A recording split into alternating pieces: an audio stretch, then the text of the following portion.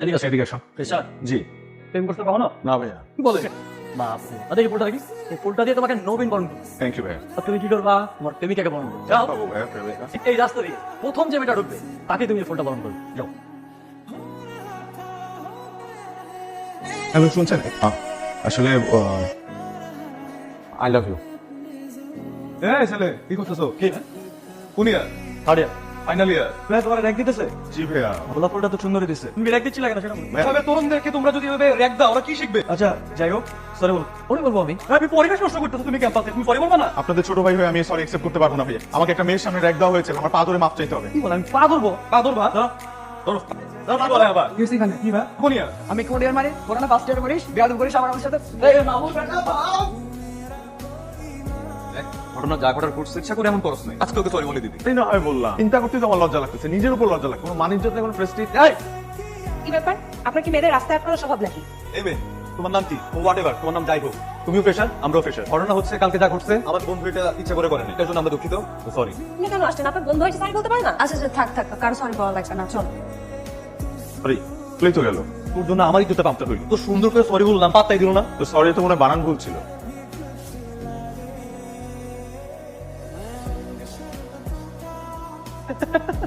এই জ্বরতে ভাবে নামবে না রে, এর নাম তো প্রেম জ্বর। ফালতু কথা বলতেছে। সবকিছুকে হার বানাই দিস। প্রেমে পরে এমন কাবু হয়ে গেছে, শুধু 2 দিকে জ্বর চলে আসছে। তাহলে এখন কি লাগবে? প্রেমিকার নরম হাতে ঠান্ডা জল পড়তি। আচ্ছা, নামটা কি জানি? জানি না, শুধু জানি ওর রোল নাম্বার কত? 45। তো প্রেমিকাকে ডাক দিয়ে বলবি ও 45, এদিকে আসো। আমি তো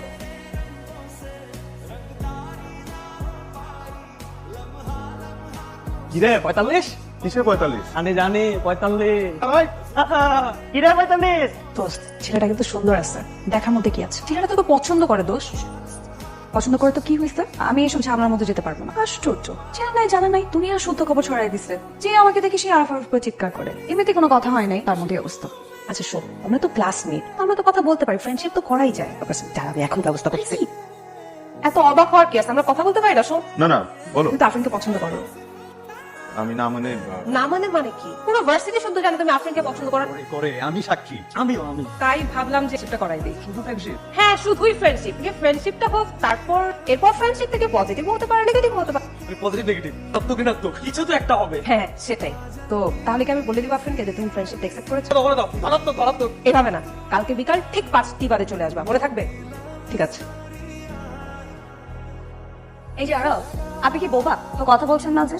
আমাকে কিউর সুইট যাই বলুন না কেন, আমার সাথে কিন্তু প্রেম সম্ভব না। আপনাকে দেখতে ভদ্র ছেলে মনে হয়, এই জন্য আমি এসেছি। আপনার সাথে বড় ফ্রেন্ডশিপ হতে পারে, এর বেশি কিছু না। আচ্ছা। মন খারাপ হয়ে গেল মনে হচ্ছে। না না, এটা আপনার জন্য। বাহ, আমি তো ভেবেছিলাম আপনি ফুল টুল কিছু নিয়ে আসবেন। যদিও আমার বই অনেক পছন্দ, বইয়ের মধ্যে আবার কিছু লিখে টেখে জানি তো। না না, আপনার ফোন নাম্বারটা দেওয়া যাবে? আর ফোন না তুলে বারবার ফোন করবেন না।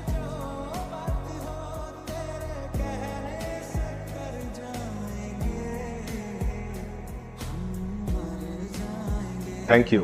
নতুন বইয়ের পাতার গন্ধ আমার খুব ভালো লাগে। আর কি ভালো লাগে? তোমার চুলের ঘ্রাণ ভালো লাগে। তুমি আমার আশপাশে থাকলেই আমি টের পাই। তোমার জন্য বইতে কিছু একটা লেখা আছে। সে যদি তোমাকে অগ্নিতে ফেলে মারে, বিনা চেষ্টায় মরে যাবো একেবারে। সে যদি তোমাকে মেঘে দেয় উত্থান, আমি বৃষ্টিতে খান খান। আর আমি জানি তুমি আমাকে পছন্দ করো, আমাকে ভালোবাসো। এই জন্য গত 1 বছর আগে আমি তোমাকে বলেছিলাম আমার তো ফ্রেন্ডশিপের থেকে আর বেশি কিছু সম্ভব না। আমার ফ্যামিলি অনেক কনজারভেটিভ, এখনকার ফ্যামিলির মতো এতটা ফ্রেন্ডলি না। আমি যেমন আমার ফ্যামিলিকে ভালোবাসি, ঠিক তেমন আমি তোমাকেও ভালোবাসি। আর আমি তোমার সাথে সারা জীবন থাকতে চাই, সংসার করতে চাই, বিয়ে করতে চাই তোমাকে। মৃত্যুর রাত পর্যন্ত একসাথে থাকতে চাই। আমি তোমাকে এমন একটা জায়গায় দেখতে চাই যেখানে আমি তোমাকে আমার বাবার সামনে নিয়ে গিয়ে বলতে পারি আমি ওকে ভালোবাসি, তোমাকে আমি বিয়ে করতে চাই। সবাই বেশ ভালো রেজাল্ট করলো, ইউনিভার্সিটির শেষ দিন। আমি ঢাকা যাব বাবার বিজনেস দেখতে, তো স্কলারশিপের জন্য ট্রাই করতেছি। দেশেই থাকবে না, আর তুই থাকবি তোর খেলা নিয়ে ব্যস্ত। আর হবে দেখা। লাইফের এই পয়েন্টে কে কোথায় যাবো তার কোনো ঠিক ঠিকানা নেই। হয়তো এরকম আড্ডা হবে না কখনো। পরিবেশটা কেমন ঠান্ডা হয়ে আছে, আমরা যে একসাথে থাকবো না। তোরা কি শুরু করছিস তখন থেকে? তবে বন্ধু আবার কোন অভিমানে।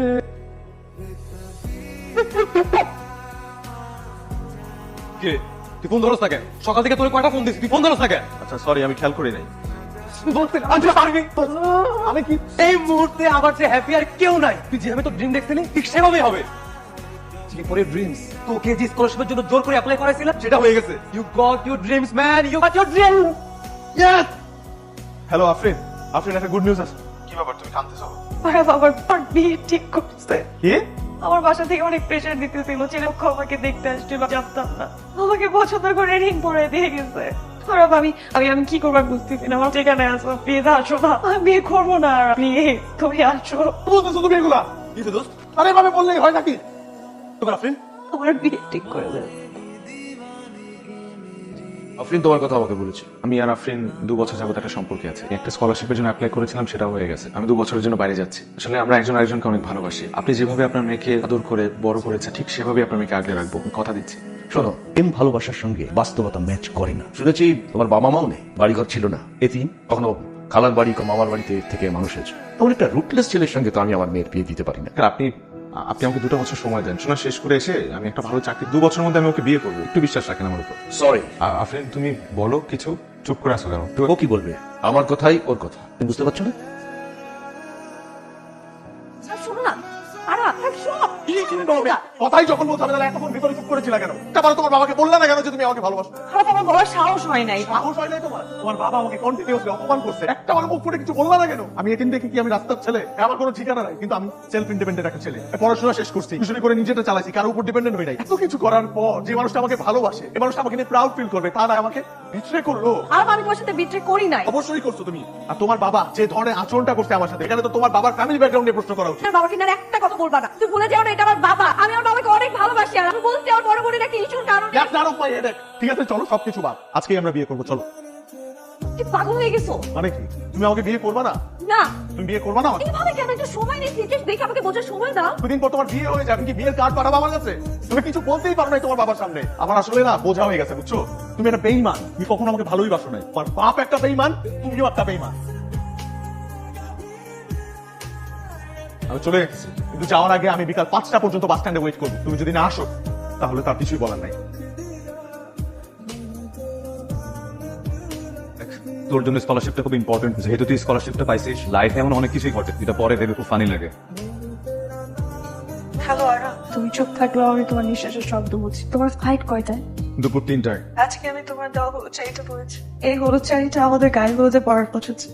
শাড়িটা পরেছি ঠিকই, তো বিয়েটা হচ্ছে অন্য কারোর সাথে। এখন আমার খুব দেখতে ইচ্ছা করছে। বিয়ে কাল না পরশু? পরশুদিন সকালবেলা। অবশ্য তুমি একদিক দিয়ে বেঁচে গেছো, আমার বিয়ে হয়ে যাবে সেটা তোমার সামনের থেকে দেখতে হবে না। যাই হোক, ভালো থেকো। তোর কি বেশি খারাপ লাগতেছে? তোর কি ইচ্ছা করতেছে বল। আমার ইচ্ছা অনিচ্ছায় কি আসে যায়। অবশ্যই যায় আসে।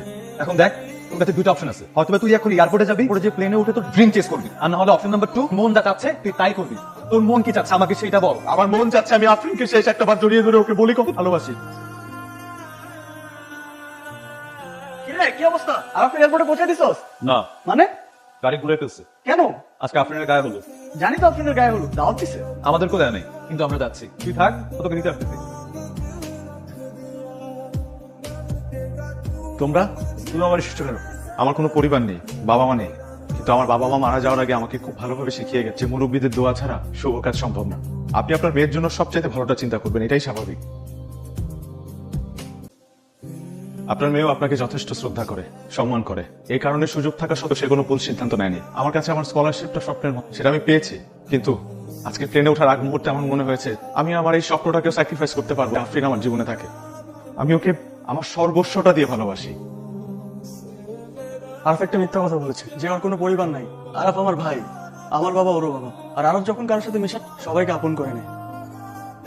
আরাফের মতো সম্পর্কের মূল্য আর কেউ বুঝে না। সে তার কাছের মানুষগুলোকে সবসময় শক্ত করে ধরে রাখে, কখনো ছেড়ে যায় না। বাবা, তুমি পেয়েছে কিছু চেয়ে পাইনি, ওটা কখনো পাইনি, এমনকি আমার কখনো চাইতেও হয়নি। আজ আমি আমার সত্যি আরবকে চাই, তুমি দেবে বাবা। প্লিজ আঙ্কেল, তুমি আমার মেয়েকে কোনোদিন কষ্ট দেবে না? কখনো না। প্রমিস করো।